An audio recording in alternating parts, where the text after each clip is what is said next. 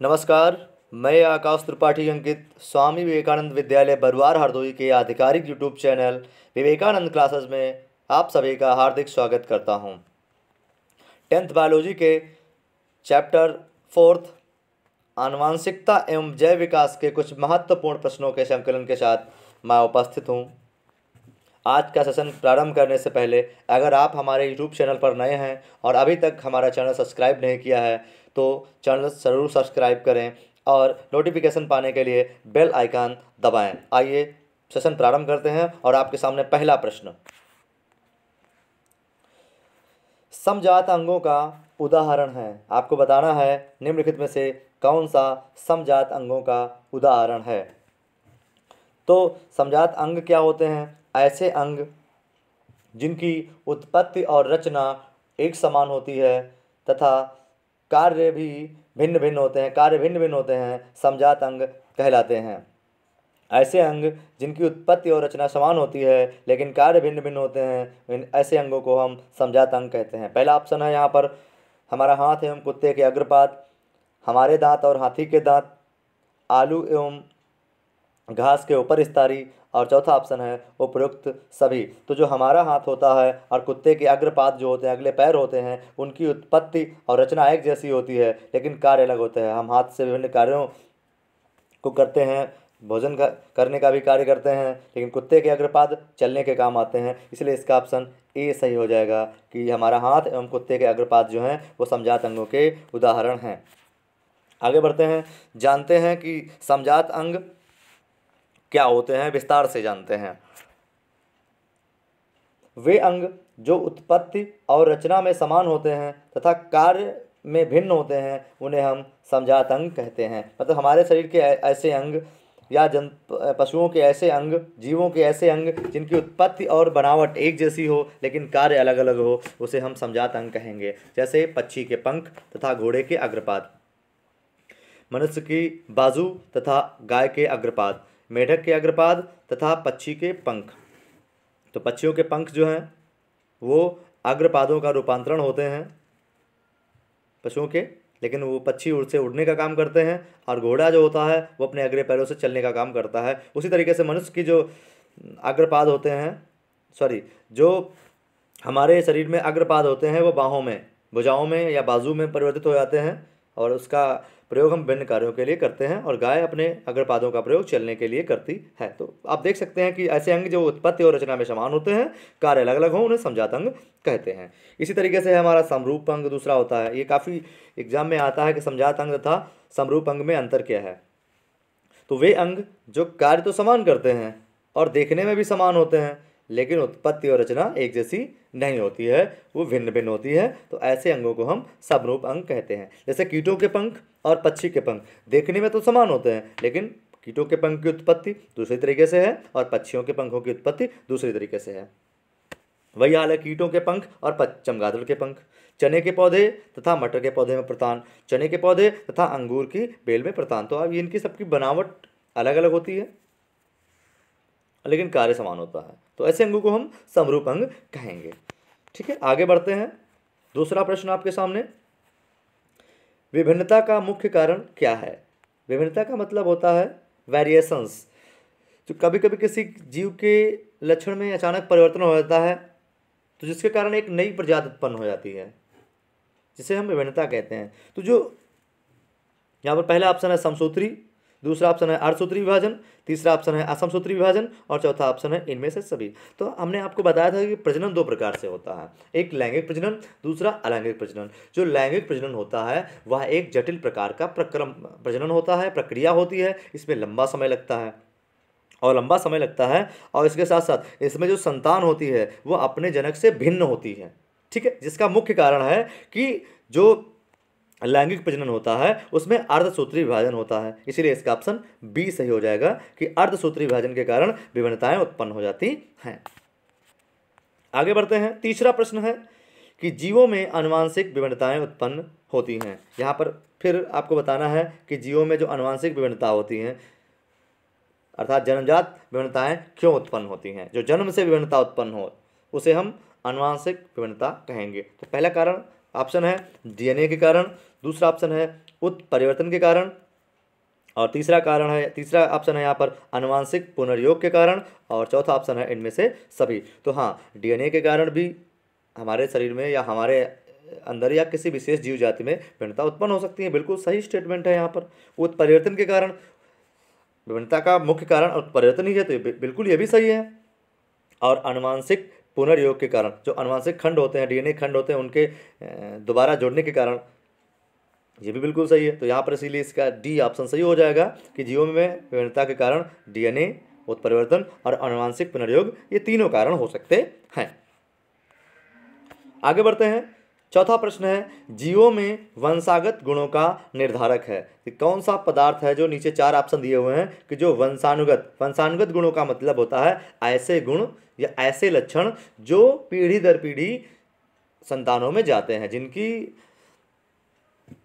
जिनका स्थानांतरण पीढ़ी दर पीढ़ी होता रहता है उनकी संतानों में। ऐसे लक्षणों को हम वंशागत गुण या आनुवंशिक लक्षण या आनुवंशिक गुण कहेंगे। तो यहाँ पर पहला ऑप्शन है जीन, दूसरा ऑप्शन है क्रोमोसोम, तीसरा ऑप्शन है डीएनए, और चौथा ऑप्शन है इनमें से कोई नहीं। तो जो जीन होते हैं वो वंशागत गुणों के निर्धारक होते हैं, इसीलिए इसका ऑप्शन ए हो जाएगा। जीन को जो है आनुवंशिक लक्षणों का निर्धारक या आनुवंशिकता की इकाई कहा जाता है। जीन शब्द का सर्वप्रथम प्रयोग जो जॉनसन नामक वैज्ञानिक थे, जोहानसन इसको लिखते हैं, जोहानसन नामक वैज्ञानिक ने जीन शब्द का सर्वप्रथम प्रयोग किया था, और मेंडल ने इसे कारक कहा था। जो मेंडल ने जीन को कारक नाम दिया था। आगे बढ़ते हैं। अगला प्रश्न है, वंशागत नियमों का प्रतिपादन किसने किया था। अर्थात जो आनुवंशिक नियम था, आनुवंशिकी का जो सिद्धांत था, वो किसने दिया था। आनुवंशिक नियम किसने दिए थे। तो पहला ऑप्शन है यहाँ पर चार्ल्स डार्विन, दूसरा ऑप्शन है रॉबर्ट हुक, तीसरा ऑप्शन है जेसी बोस, जिनका पूरा नाम है जगदीश चंद्र बसु, और चौथा ऑप्शन है ग्रेगर जॉन मेंडल। तो यहाँ पर जो आनुवंशिक नियमों का प्रतिपादन ग्रेगर जॉन मेंडल ने किया था, इसलिए इसका ऑप्शन डी सही हो जाएगा। ये जो आनुवंशिकी के जनक हैं वो अभी ग्रेगर जॉन मेंडल कहे जाते हैं। आगे बढ़ते हैं। छठा प्रश्न है, ऐसी विभिन्नताएं जो एक पीढ़ी से दूसरी पीढ़ी में वंशागत होती हैं, यहाँ पर ये गलत हो चुका है, इसको उन्हें कहते हैं। यहाँ पे आपको बताना है कि ऐसी विभिन्नताएं जो एक पीढ़ी से दूसरी पीढ़ी में जाती हैं उन्हें क्या कहेंगे। तो पहला ऑप्शन है यहाँ पर कायिक भिन्नता, दूसरा ऑप्शन है जननिक भिन्नता, और तीसरा ऑप्शन है आनुवंशिक भिन्नता, और चौथा ऑप्शन है यहाँ पर बी और सी। तो जो विभिन्नता एक पीढ़ी से दूसरी पीढ़ी में जाती है उसे हम जननिक भिन्नता या आनुवंशिक भिन्नता कहते हैं। दोनों एक ही बात है, इसीलिए इसका ऑप्शन डी सही हो जाएगा कि ऐसी भिन्नताएं जो एक पीढ़ी से दूसरी पीढ़ी में जाती हैं, वंशागत होती हैं, उन्हें हम जननिक विशेषता या जननिक भिन्नता या आनुवंशिक भिन्नता कहते हैं। आगे बढ़ते हैं। सातवां प्रश्न, पीढ़ी दर पीढ़ी जनकों से उनकी संतानों में संचरित होने वाले गुण क्या कहलाएंगे। ऐसे लक्षण जो एक पीढ़ी से दूसरी पीढ़ी में संतानों में जाते हैं उन्हें क्या कहेंगे। पहला ऑप्शन है आनुवंशिक या पैतृक गुण, दूसरा ऑप्शन है आनुवंशिकता, और तीसरा ऑप्शन है जेनेटिक्स या आनुवंशिकी, और चौथा ऑप्शन है उपयुक्त सभी। तो आपको ध्यान देना है यहाँ पर, पीढ़ी दर पीढ़ी जनकों में संचारित होने वाले जाने वाले लक्षणों को हम आनुवंशिक लक्षण कहते हैं, इसलिए इसका ऑप्शन ए सही हो जाएगा। लेकिन यहाँ पे प्रत्येक ऑप्शन एक खुद में प्रश्न है, तो ध्यान देंगे। ऐसे लक्षण जो एक पीढ़ी से दूसरी पीढ़ी में जाते हैं उन्हें हम आनुवंशिक लक्षण कहते हैं, ठीक है ना। और आनुवंशिक लक्षणों का एक पीढ़ी से दूसरी पीढ़ी में जाना, इसे हम आनुवंशिकता कहते हैं। और विज्ञान की वह शाखा जिसके अंतर्गत हम इन आनुवंशिक लक्षणों का अध्ययन करते हैं उसे हम जेनेटिक्स या आनुवंशिकी कहते हैं, ठीक है। आगे बढ़ते हैं। आठवां प्रश्न, विकासीय दृष्टिकोण से हमारी किससे अधिक समानता है। यहाँ पर बताना है कि जो हमारा विकास हुआ है, मनुष्य का जो विकास हुआ है, वो हम किससे मेल खाता है, हम किसके सबसे ज़्यादा नज़दीक हैं। पहला ऑप्शन है चीन के विद्यार्थी, दूसरा ऑप्शन है चिंपैंजी, और तीसरा ऑप्शन है मकड़ी, और चौथा ऑप्शन है जीवाणु। तो बिल्कुल काफ़ी इजी प्रश्न है ये कि जो विकासीय दृष्टिकोण से हम लोग जो है वो चिंपैंजी के ज़्यादा नज़दीक पाए जाते हैं, अर्थात जो हमारे पूर्वज थे वो चिंपैंजी के ही वंश के थे, अर्थात हमारे पूर्वज बंदर हुआ करते थे, तो जो विकासी क्रम में हम लोग चिंपैंजी से ज़्यादा नज़दीक हैं, इसलिए इसका ऑप्शन बी सही हो जाएगा। अगला प्रश्न है, आनुवांशिकी जीव विज्ञान की वह शाखा है जिसके अंतर्गत अध्ययन किया जाता है। यहाँ पर आपको ये बताना है कि आनुवांशिकी में किसका अध्ययन किया जाता है। तो सिंपल है, जीवाश्मों का अध्ययन जीवाश्म विज्ञान में किया जाएगा। कायकी मत यहाँ पे कार्यकी था, कार्यकी जो जीवों के अंदर होने वाली विभिन्न क्रियाएं हैं उनका अध्ययन कार्यकी में किया जाता है। और जैव प्रौद्योगिकी के अंदर जीवों में होने वाली जो आनुवांशिक लक्षणों में फेरबदल होती है या जीवों के लक्षणों की जो टेक्नोलॉजी है, कैसे उसमें वांछित लक्षणों को ले जाया जाए, कैसे अवांछित लक्षणों को हटाया जाए, डीएनए के खंडों को कैसे जोड़ा जाए, डीएनए फिंगरप्रिंटिंग, इस सब का हम अध्ययन जैव प्रौद्योगिकी या बायोटेक्नोलॉजी में करते हैं। लेकिन जो आनुवांशिक लक्षणों का अध्ययन है, पीढ़ी दर पीढ़ी जो जाना है, उसका अध्ययन हम आनुवांशिकता तथा विभिन्नता के अंतर्गत करते हैं। आनुवांशिकी जीव विज्ञान की वह शाखा है जिसके अंतर्गत हम आनुवांशिकता तथा विभिन्नताओं का अध्ययन करते हैं, इसलिए इसका ऑप्शन सी सही हो जाएगा। अगला प्रश्न है कि निम्न में से कौन बौने पौधे को दर्शाता है। बिल्कुल बहुत अच्छा प्रश्न है ये, कि आपको बताना है कि कौन सा बौने पौधे का यहाँ पर कारक है, कौन सा कारक बौने पौधे का है। तो पहला ऑप्शन है कैपिटल टी स्मॉल टी, दूसरा ऑप्शन है स्मॉल टी कैपिटल टी, तीसरा ऑप्शन है स्मॉल टी और चौथा ऑप्शन है डबल कैपिटल टी।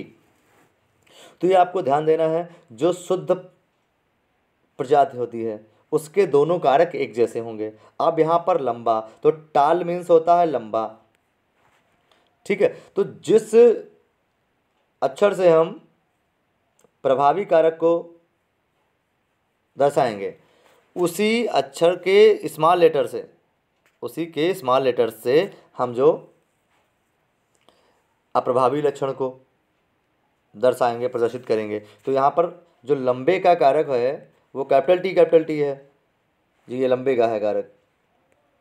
और पूछ रहा है बौने का, तो बौने का जो कारक होता है वो स्मॉल टी होता है, इसीलिए इसका ऑप्शन सी सही हो जाएगा कि जो बौनेपन को दर्शाने का कारक है वो स्मॉल टी है। इसी प्रकार से अगर गोल के लिए पूछता तो राउंड मीन्स गोल होता है, तो डबल कैपिटल आर हो जाता, और गोल का जो विपरीत होता है वो पिचका होता है, झुर्रीदार होता है, तो उसका जो कारक हो जाएगा वो डबल स्मॉल आर हो जाएगा।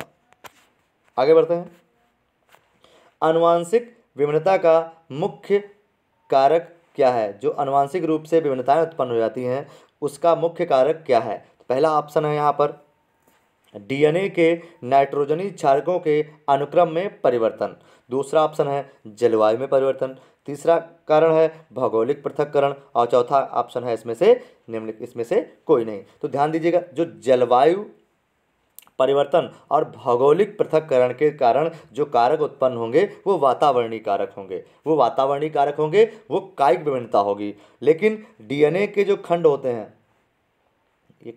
जो डीएनए के खंड होते हैं उसमें जब डीएनए के खंडों में जो नाइट्रोजन क्षार होता है, एडेनिन, गुआनिन, साइटोसिन और थायमिन, AGCT, इनमें जब इनके क्रमों में परिवर्तन हो जाता है तो आनुवांशिक विभिन्नता उत्पन्न हो जाती है, इसलिए इसका ऑप्शन ए सही हो जाएगा। आगे बढ़ते हैं, अगला प्रश्न है, रिक्त स्थान है यहाँ पर, को छोड़कर कोई दो मनुष्य मूलभूत संरचना में पूर्ण रूपेण एक जैसे नहीं होते हैं। यहाँ पर यह बताना है कि किसको छोड़ करके दो मनुष्य एक जैसे नहीं होंगे। समरूप यमज, दूसरा है समरूप संतान, तीसरा ऑप्शन है माता पिता और चौथा ऑप्शन है भाई बहन। तो भाई बहन तो एक जैसे हो ही नहीं सकते, माता पिता तो एक जैसे हो ही नहीं सकते मूल संरचना में। समरूप संतान का मतलब होगा एक जैसी संतान, लेकिन समरूप यमज मतलब जुड़वा कह सकते हो उसको। ये इनकी अगर इनका सेक्स डिटर्मिनेशन एक ही जैसा हुआ है तो इनके जो युग्मनज होंगे वो एक जैसे होंगे, इसको समरूप संतानों को जुड़वा संतान कहेंगे। ये थोड़ा आप सुधार कर लेंगे, यहाँ पे ये सुधार करेंगे आप कि जो समरूप संतान होती है उसे हम जुड़वा संतान कहेंगे, एक जैसी बाहर से तो एक जैसे हो सकते हैं, लेकिन अगर जो एक जैसा युग्मनज है, यमज है, तो फिर वह संतान एक जैसी हो सकती है। नहीं तो किसी भी प्रकार का कोई भी मनुष्य मूलभूत संरचना में एक जैसा नहीं होगा। इसीलिए इसका ऑप्शन ए सही हो जाएगा कि समरूप यमज जो होते हैं उनको छोड़ करके दो मनुष्य मूलभूत संरचना में पूर्ण रूप से एक जैसे नहीं हो सकते। अगला प्रश्न है, आनुवांशिकी के जनक कौन हैं? यहाँ पर आपको बताना है कि who is the father of genetics, आनुवांशिकी के जनक कौन है? तो पहला ऑप्शन है यहाँ पर ग्रेगर जॉन मेंडल, दूसरा ऑप्शन है जेबी लामार्क, और तीसरा ऑप्शन है डार्विनवाद, और चौथा ऑप्शन है इनमें से कोई नहीं। तो जो ग्रेगर जॉन मेंडल होता है, जो ग्रेगर जॉन मेंडल है, इन्होंने आनुवांशिकी के 3 नियम दिए थे, प्रभाविता का नियम, पृथक्करण का नियम और स्वतंत्र अभियोजन का नियम। इसीलिए ग्रेगर जॉन मेंडल को हम आनुवांशिकी के जनक कहते हैं। इसका ऑप्शन ए सही है। आगे बढ़ते हैं। अगला प्रश्न है, निम्नलिखित में से कौन सी विभिन्नताएं एक पीढ़ी से दूसरी पीढ़ी तक जाती है? उस विभिन्नता का नाम बताना है जो एक पीढ़ी से दूसरी पीढ़ी तक जाती है। तो पहला ऑप्शन है कायिक विभिन्नता, दूसरा ऑप्शन है सामाजिक विभिन्नता, और तीसरा ऑप्शन है जननिक विभिन्नता, और चौथा ऑप्शन है इनमें से सभी। तो जो जननिक विभिन्नताएं होती हैं वो एक पीढ़ी से दूसरी पीढ़ी तक जाती हैं, जिसको हम आनुवांशिक विभिन्नता भी कहते हैं। इसलिए इसका ऑप्शन सी सही हो जाएगा कि जननिक विभिन्नताएं एक पीढ़ी से दूसरी पीढ़ी तक जाती हैं।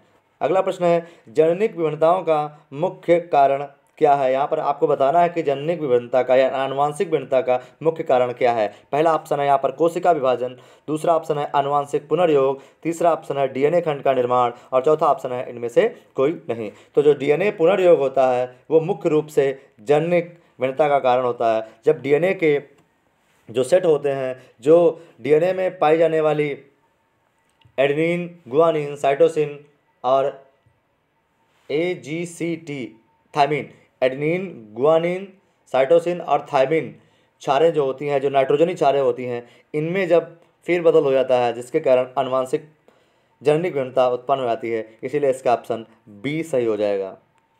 आगे बढ़ते हैं। अगला प्रश्न है, किसी ने मेंडल के अध्ययन को ध्यान नहीं दिया, क्यों? मेंडल ने जो अपने प्रयोग किए थे वो उनका लेख छपा, लेकिन उस समय लोगों ने ध्यान नहीं दिया। 1884 में मेंडल की मृत्यु हो गई। तो समय क्या कारण था कि मेंडल के प्रयोगों पर लोगों ने ध्यान नहीं दिया? पहला ऑप्शन है वो बहुत बड़े सन्यासी थे। इसका कोई मतलब नहीं वो सन्यासी थे क्या थे, तो इसे कोई लेना देना नहीं है, ये बिल्कुल गलत स्टेटमेंट है। दूसरा ऑप्शन है सब डार्विन के सिद्धांत का अनुसरण कर रहे थे। तीसरा ऑप्शन है उनकी लिखावट अच्छी नहीं थी। लिखावट, टीचर थे तो लिखावट ठीक ठाक होगी ही उनकी। उनका अध्ययन गलत था, बिल्कुल ऐसी बात नहीं है, उनका अध्ययन गलत नहीं था।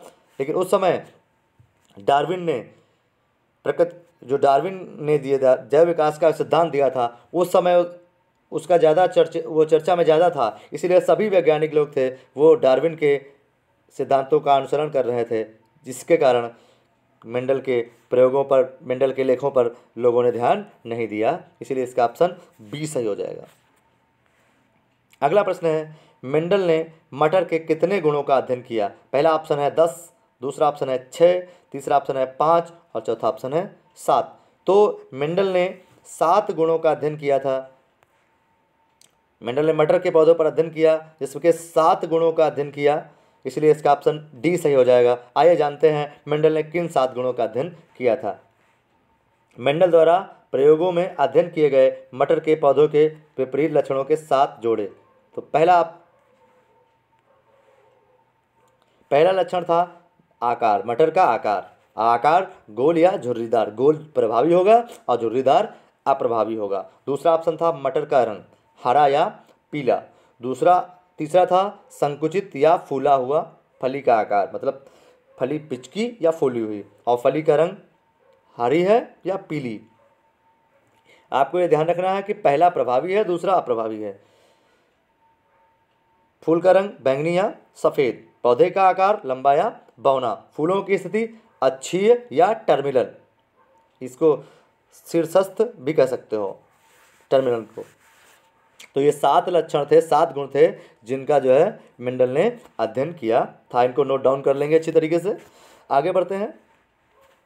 अगला प्रश्न है, कि मेंडल ने अपने प्रयोग के लिए बगीचे में उगाए जाने वाले किस पौधे का चयन किया। यहाँ पर आपको ये बताना है कि मेंडल ने किस पौधे पर प्रयोग किया। तो ये आपको आपके स्तर का तो काफ़ी इजी प्रश्न है ये। आपको पता है कि मेंडल ने जो है साधारण मटर या जो मीठी मटर है इस पर प्रयोग किए। इसे गार्डन पी भी कहते हैं और इसका जो साइंटिफिक नेम होता है, वानस्पतिक नाम होता है, वो पाइसम सैटाइवम होता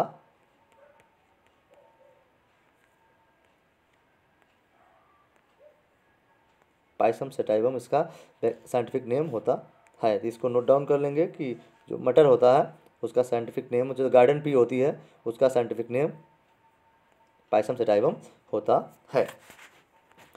तो मेंडल ने सारे प्रयोग जो थे अपने मीठी मटर या गार्डन पी पर किए थे, साधारण मटर पर किए थे।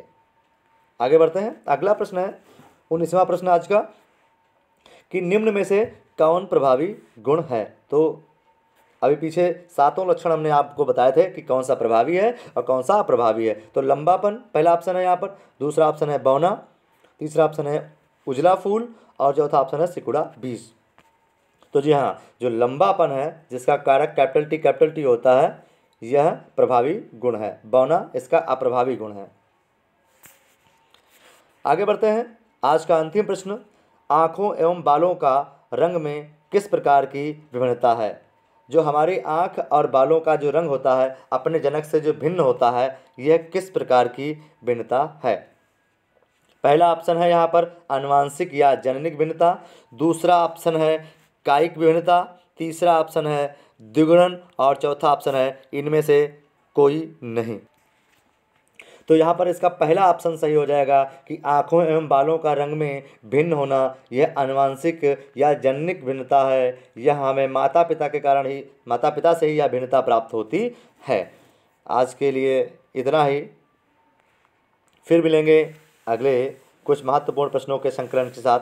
लेकिन यह वीडियो अगर आपको आपकी परीक्षा के लिए उपयोगी लगा हो तो कमेंट करके ज़रूर बताएं और वीडियो को लाइक करने में बिल्कुल कंजूसी न करें और इस वीडियो से आपके मित्र भी लाभान्वित हो सकें, इसलिए इसको उन्हें शेयर करें। और अगर आपने यह चैनल अभी तक सब्सक्राइब नहीं किया है तो सब्सक्राइब ज़रूर करें और तथा इस वीडियो की नोटिफिकेशन अगर आप व्हाट्सएप के माध्यम से भी प्राप्त करना चाहते हैं तो स्क्रीन पर दिए गए नंबर 9621727242 पर मैसेज करें। वीडियो देखने के लिए बहुत बहुत धन्यवाद। फिर मिलेंगे अगले कुछ प्रश्नों के संकलन के साथ, तब तक के लिए अलविदा, अपना ख्याल रखिएगा।